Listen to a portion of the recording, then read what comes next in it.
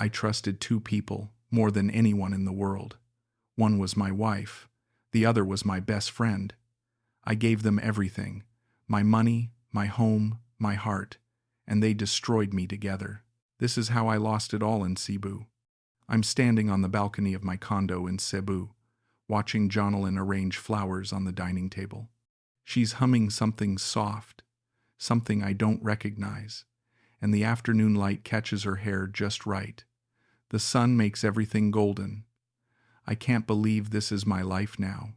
At 63 years old, after a brutal divorce back in Edmonton and 3 years of eating frozen dinners alone in a house that felt more like a tomb than a home, I finally found someone who made me feel like a man again. Not just alive, wanted, needed.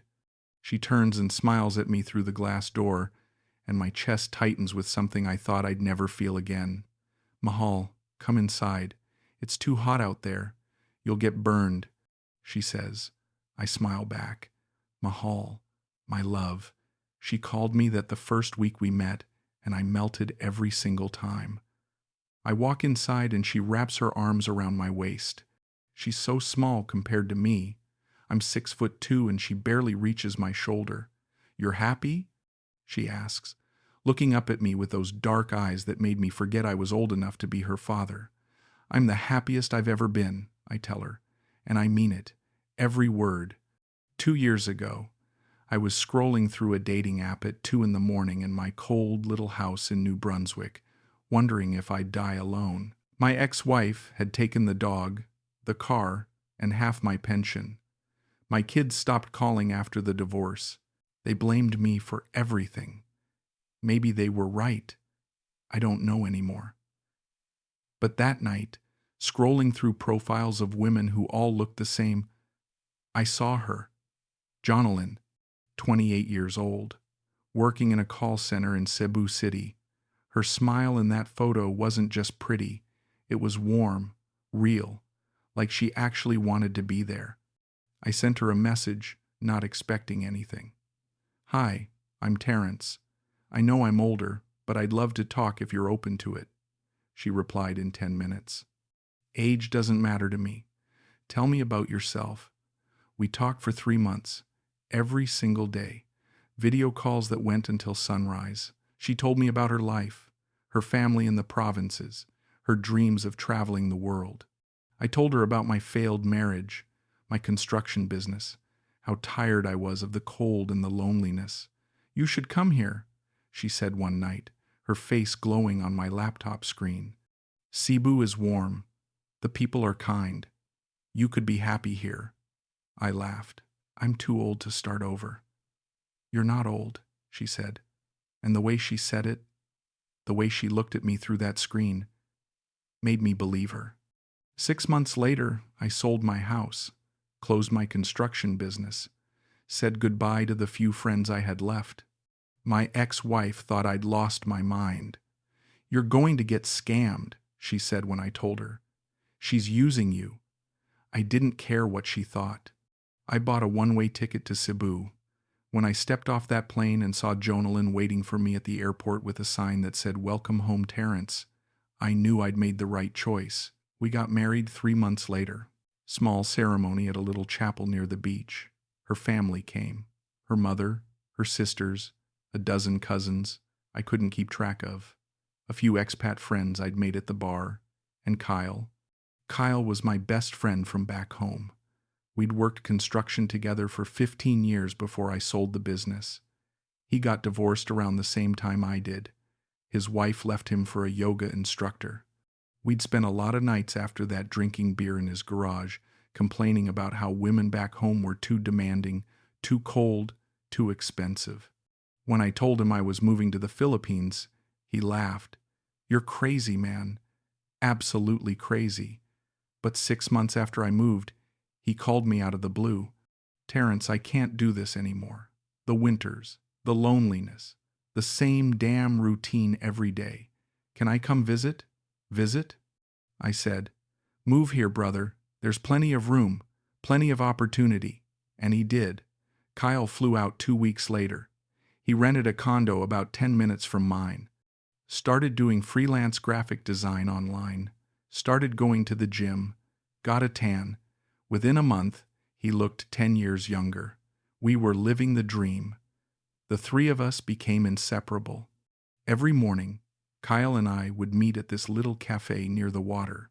The coffee was terrible, but we didn't care. We'd sit there for hours, talking about how lucky we were, how we should have done this years ago. Jonalyn would join us sometimes, fresh from the gym, her hair still damp, smelling like coconut shampoo. She'd laugh at our old stories about job sites and bar fights back in Edmundston. "You two are like brothers," she'd say, squeezing my hand under the table. And it felt that way. It really did. Kyle never made me feel like a third wheel. He'd invite us both out to dinner, plan day trips to the islands, bring over food he'd cooked. Jonalyn treated him like family. She'd make extra adobo and text him to come over. She'd laugh at his jokes, ask him about his clients, tease him about finding a girlfriend. "You need a Filipina, Kyle," she'd say. "Someone to take care of you." "Maybe," Kyle would say, smiling. "But I'm in no rush. I loved how comfortable we all were together, how easy it felt." One night, the three of us were up on the rooftop of my building. We'd brought up a bottle of cheap rum and some Coke, and we were drunk and happy, watching the city lights stretch out below us. It was one of those perfect nights where everything feels right. "I can't believe I'm here," Kyle said, leaning back in his chair. "I can't believe we're both here." "Best decision we ever made," I said. Jonalyn was sitting on my lap, her head resting on my shoulder. "You two are stuck with me now," she said, laughing. I looked at both of them and felt this overwhelming wave of gratitude. "You two are all I have now," I said, and my voice cracked a little. "I'd do anything for you, both of you." Her lips were soft and warm. "We love you too, Mahal." Kyle reached over and slapped my back hard. "We got you, brother. Always." I believed him. God, I believed him. The mornings became my favorite part of the day. Kyle and I had this routine down to a science. We'd meet at the cafe at 7 sharp, order the same terrible coffee, sit at the same table by the window, and just talk. Nothing deep, just life, work, plans for the weekend, how good the weather was. "You think you'll ever go back to Canada?" Kyle asked me one morning. I shook my head. Nothing there for me anymore. "This is home now." He nodded, staring out at the street where motorbikes zipped past and vendors were setting up their fruit stands.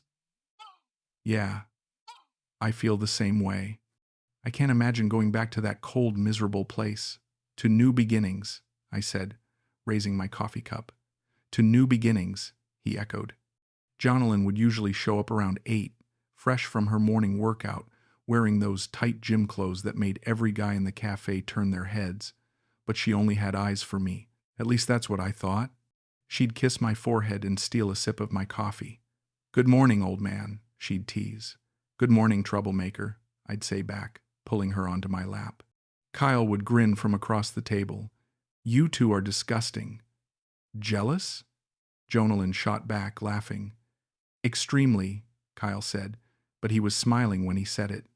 Those mornings felt perfect, safe, like I'd finally figured out how life was supposed to work after 63 years of getting it wrong.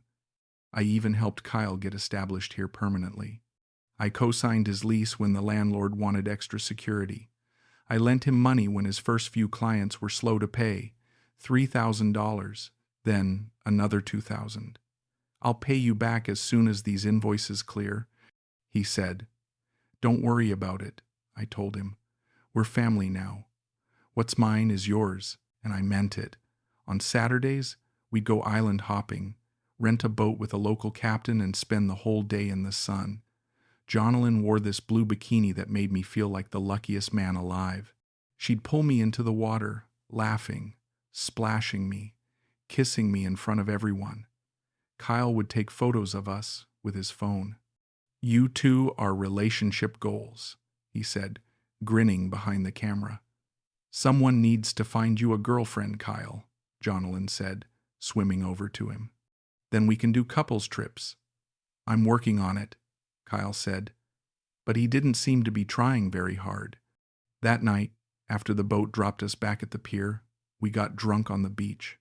The three of us lying in the sand, staring up at the stars, the waves crashing softly nearby. "I don't want this to ever end," I said. The rum was making me sentimental. Jonalyn squeezed my hand. "It won't, Mahal. We have forever." Kyle raised his beer bottle toward the sky. "To forever, and to the best damn friends a guy could ask for." We clinked bottles. I should have known right then. I should have seen it. The way Jonalyn's laugh lingered a little too long when Kyle made a joke about some movie. The way she touched his arm when she talked to him, her fingers resting there just a second too long. The way he looked at her when he thought I wasn't watching. This expression on his face I couldn't quite read. But I didn't see it. I didn't want to see it. I was too busy being happy, too busy believing I'd finally gotten life right. It started small. Little things I told myself didn't matter. Things I pushed to the back of my mind because acknowledging them felt like inviting disaster. Jonalyn's phone started buzzing more. All the time. At dinner. In bed. During movies. She'd glance at the screen, then flip it face down on the table without reading it. "Who's texting you so much?" I asked one night, trying to sound casual, trying not to sound like the jealous old man I was afraid of becoming. "Just my cousins," she said, not looking up from her plate. "They're always so dramatic. Someone's always fighting with someone." I nodded. Okay, that made sense. Her family group chat was always blowing up with messages. I'd seen it before, but then I noticed she started taking her phone everywhere, to the bathroom, to the kitchen when she got water. She'd sleep with it under her pillow instead of on the nightstand like she used to. "Why do you need your phone in bed?" I asked one night. She looked at me like I was crazy.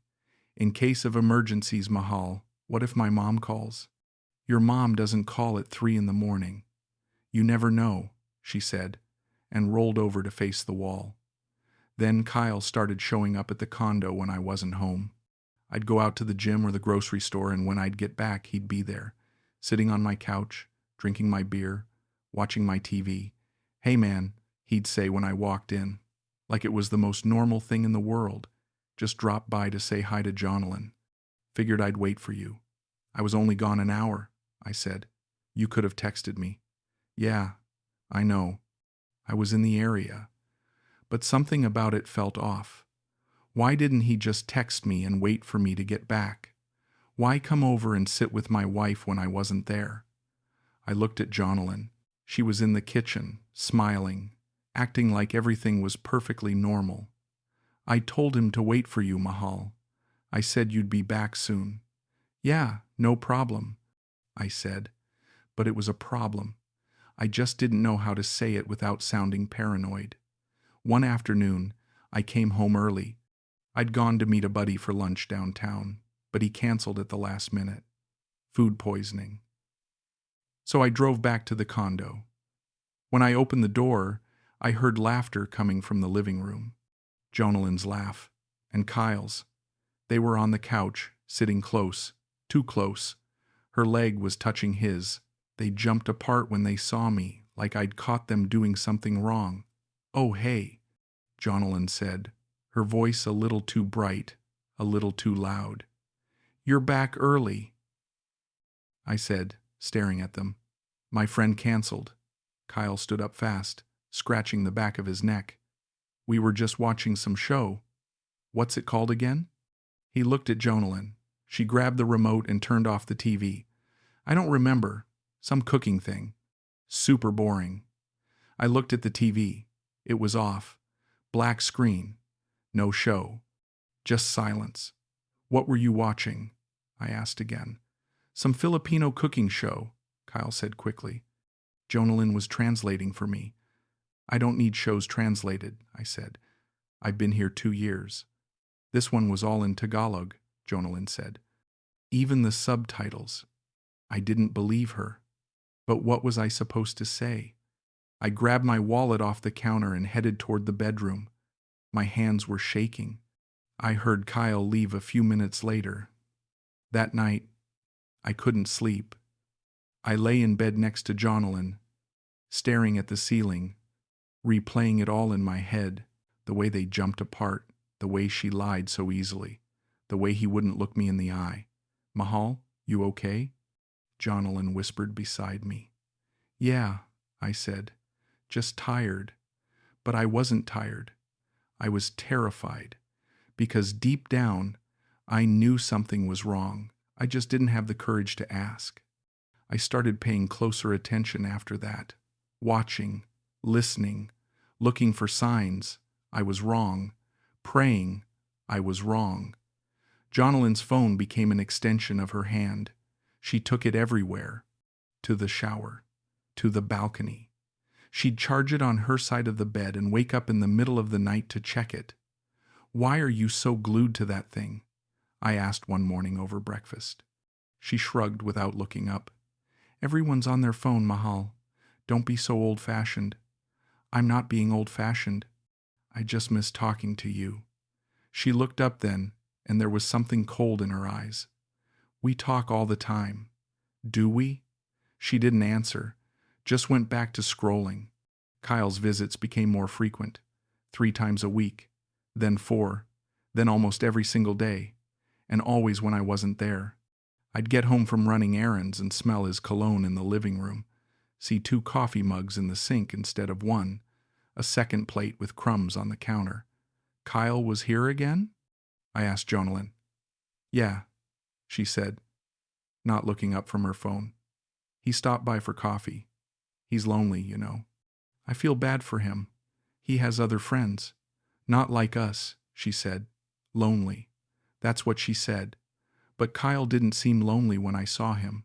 He seemed fine, happy even, better than fine. One night after dinner, I suggested we all take a trip together, like old times. "Let's go to Bohol," I said. "Just the 3 of us. We haven't done that in a while." Jonalyn hesitated, just for a second, but I saw it. Her eyes flicked to her phone, then back to me. "I don't know. I'm really busy with work right now." "It's just a weekend," I said. "Come on, it'll be fun." "What about next month?" she offered. "Maybe." I looked at Kyle. "You in?" He shifted in his seat. "I've got some client deadlines coming up. Big project. Maybe another time, brother." "You both have excuses now?" I said, and I couldn't keep the hurt out of my voice. "It's not an excuse," Jonalyn said. "It's called being an adult with responsibilities." That stung. It was the first time they'd both said no to me, and it felt like a door slamming shut. I started throwing money at the problem. I didn't know what else to do. I thought maybe if I showed them I cared, if I proved I was valuable, things would go back to normal. Jonalyn mentioned her mother needed surgery, gallbladder or something. "How much does she need?" I asked. "Maybe 2,000, Jonalyn said quietly. "I sent her 3,000, just in case there are extra costs." "Thank you, Mahal," she said, and kissed me on the cheek. But she didn't wear the smile she used to wear when I gave her things. Kyle mentioned he was having trouble with his visa extension. "They want extra fees," he said. "It's ridiculous. How much?" 1,500, maybe 2,000. I'll figure it out." "Don't worry about it," I said, and transferred the money that night. He thanked me. But he didn't invite me out for a beer like he used to. I bought Jonalyn an expensive necklace from the mall, 22-karat gold. Cost me $1,200. "It's beautiful," she said, holding it up to the light. "Thank you." But she never wore it, not once. I planned a surprise dinner party at the condo. Invited some expat friends, spent all day cooking her favorite foods. Sinigang, lumpia, pancit, everything. She showed up 2 hours late. "Sorry, Mahal. Work ran over." Kyle didn't show up at all. "Where's Kyle?" I asked, trying to keep my voice steady. She shrugged. "He said he wasn't feeling well." I texted him. "You okay, brother?" No response. Not that night. Not the next day. The more I tried to pull them close, the further they drifted. And I knew. Deep down, I knew.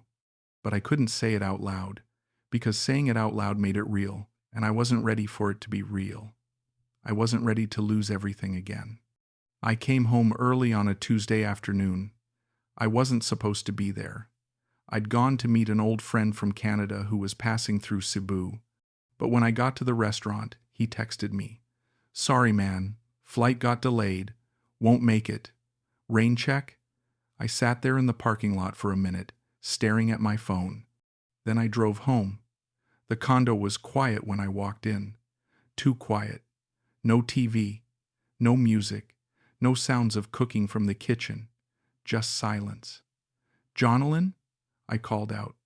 Nothing. I set my keys down on the counter and walked through the living room. Her purse was on the couch, her shoes by the door. She was here. I walked toward the bedroom. The door was cracked open, and I heard her voice, soft, breathless, laughing. "Stop. He might come home early." My heart stopped. Everything stopped. I stood there in the hallway, staring at that door, and my brain couldn't process what I was hearing. No. No. This isn't happening. But I pushed the door open anyway. And there they were. Jonalyn, Kyle, in my bed. She was lying on his chest. His arm was around her waist. They weren't even fully dressed. For a second, nobody moved. Jonalyn's eyes went wide. Her mouth opened, but nothing came out. Kyle sat up fast, his face going pale. I just stood there, staring. I couldn't move, couldn't breathe, couldn't think. My best friend, my wife, in my bed. "Terrence," Jonalyn finally said, her voice shaking. She scrambled to pull the sheet up over herself. I still couldn't speak. My throat felt like it was closing. Kyle stood up, fumbling with his jeans, trying to pull them on. He wouldn't look at me. "Man, he started. "How long?" I said. My voice didn't sound like mine. It sounded far away. Jonalyn didn't answer. She just stared at the floor, clutching the sheet to her chest. "How long?" I said again, louder this time. Kyle ran a hand through his hair. "Man, I'm sorry. It just happened. We didn't mean it just happened," I repeated. I felt like I was floating outside my body, like I was watching this happen to someone else. "How long, Jonalyn?" She looked up at me then, and her eyes were wet, but I didn't care. I didn't care if she cried. "A few months," she whispered. "A few months." The words hit me like a punch to the chest. My legs gave out. I sat down hard on the floor in the hallway, my back against the wall. I didn't yell. I didn't cry. I just sat there, staring at nothing. Jonalyn got dressed fast. She grabbed her phone off the nightstand, her purse from the chair. She didn't look at me as she walked past. She just left. The door opened and closed. Kyle pulled on his shirt. He stood there for a second, looking at me. "Terrence?" "Get out," I said quietly. "Let me explain. Get out of my house." He left. I heard his footsteps, the door closing again. And then I was alone, sitting on the floor of my own hallway, in the condo I bought, in the life I built from nothing, completely alone. I didn't leave the condo for 3 days. I called in sick to the part-time consulting work I'd been doing. I didn't shower, didn't shave. I just sat on the couch and stared at the wall. I kept replaying it over and over in my head. The way they looked at each other, the way she touched him, the way he had his arm around her like she belonged to him. How long had this been going on? Every dinner we had together, every trip to the islands, every morning at that cafe. Were they laughing at me the whole time? Was I just the joke? The old fool who paid for everything while they carried on behind my back? My phone buzzed on the second day. A text from Jonalyn. "I'm sorry.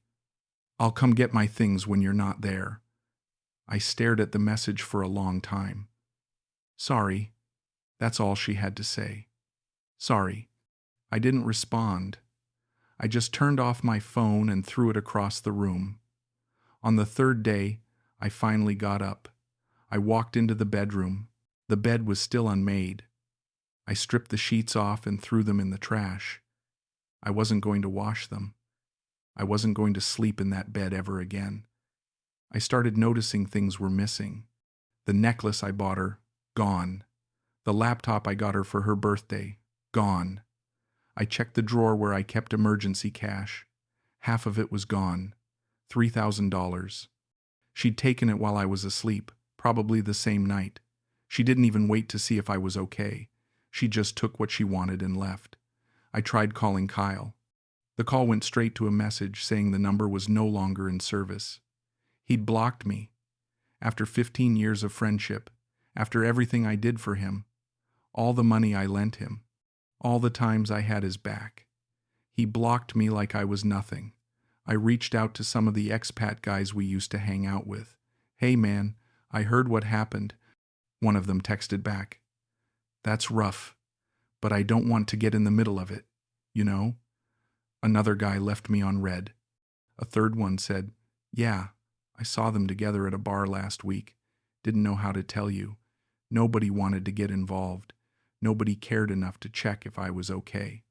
I realized then that I didn't have any real friends here. They were all just drinking buddies, surface-level connections. And now that the drama was out, they wanted nothing to do with me. I was completely alone. I thought about going back to Canada. But what was waiting for me there? My ex-wife had remarried some accountant. My kids didn't return my calls.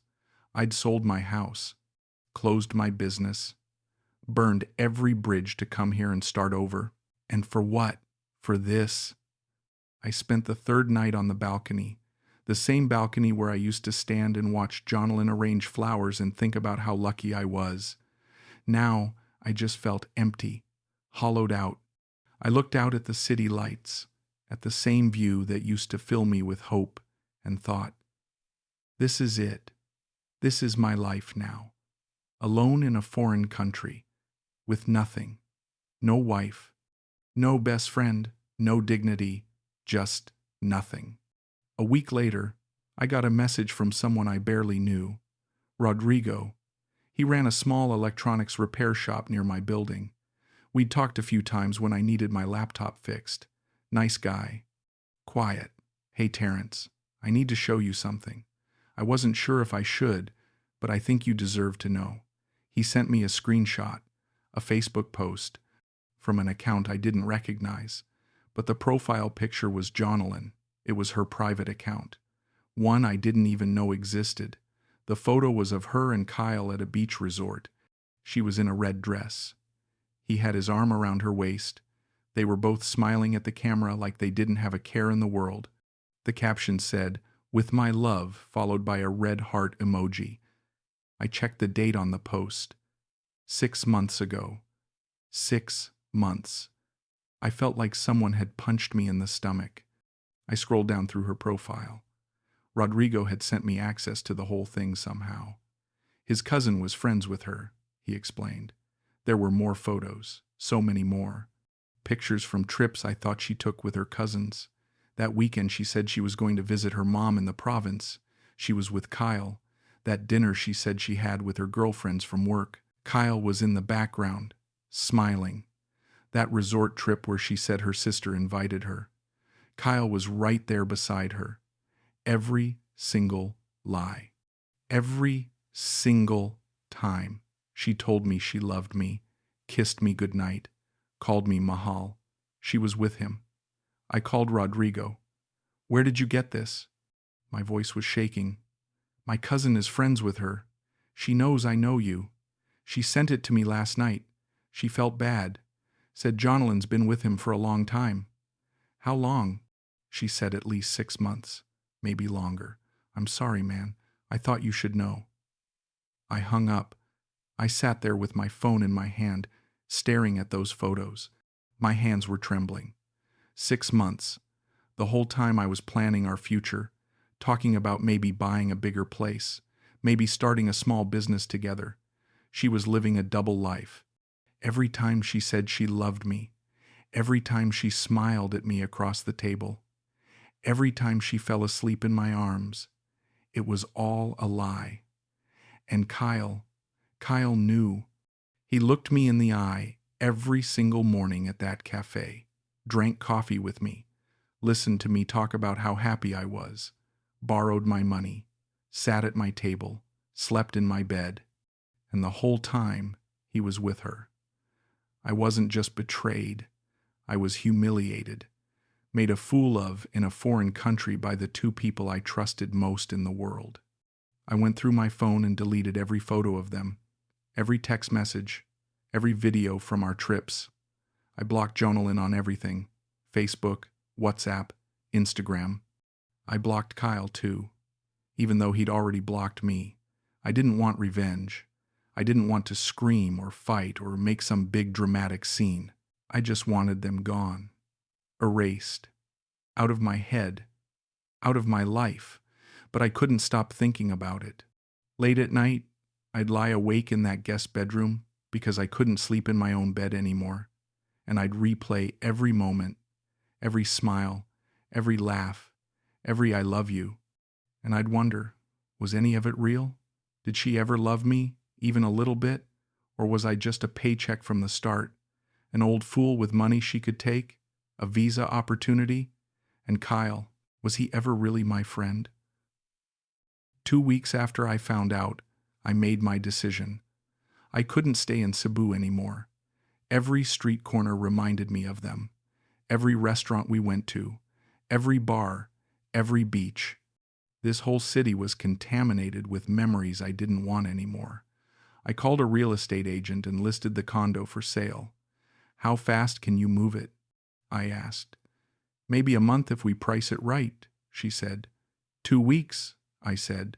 "Price it low. I don't care. I just need it gone." "Sir, you'll lose money." "I don't care." I sold it in 10 days. Took a massive loss. Didn't care. The condo I'd bought for $150,000, I sold for $90,000. The buyer was some Chinese investor who didn't even look at it in person. I packed one suitcase. That's all I took. One suitcase with a week's worth of clothes and my laptop.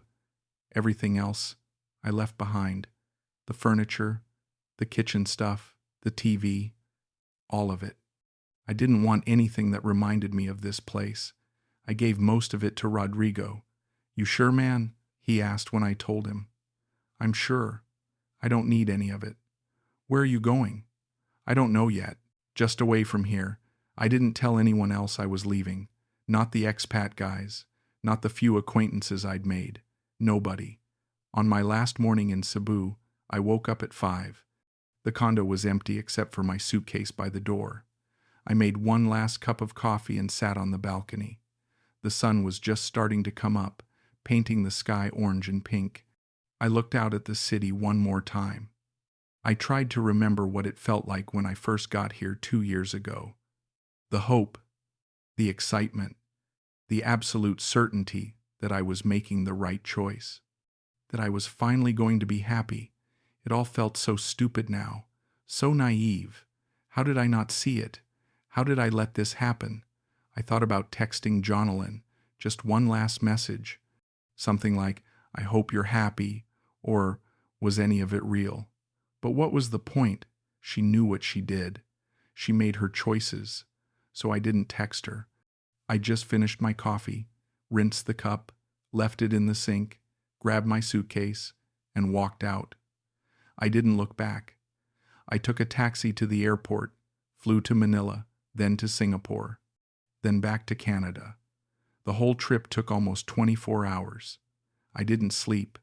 I just sat there in my seat, staring out the window at the clouds, feeling completely numb, like I was watching my life happen to someone else. When I finally landed in Edmundston, the cold hit me like a slap in the face. It was February, minus 15 degrees, snow everywhere. I'd forgotten how brutal the winters were here, how gray everything looked. I got a cheap hotel room for the first week. Then I found a small apartment, 1 bedroom, barely any furniture. I didn't need much. I started working part-time at a hardware store downtown, just to have something to do, something to keep my mind busy. My old friends didn't ask what happened when I ran into them. Either way, nobody asked, and I didn't tell them. What was I supposed to say? That I got played by a woman half my age and my best friend?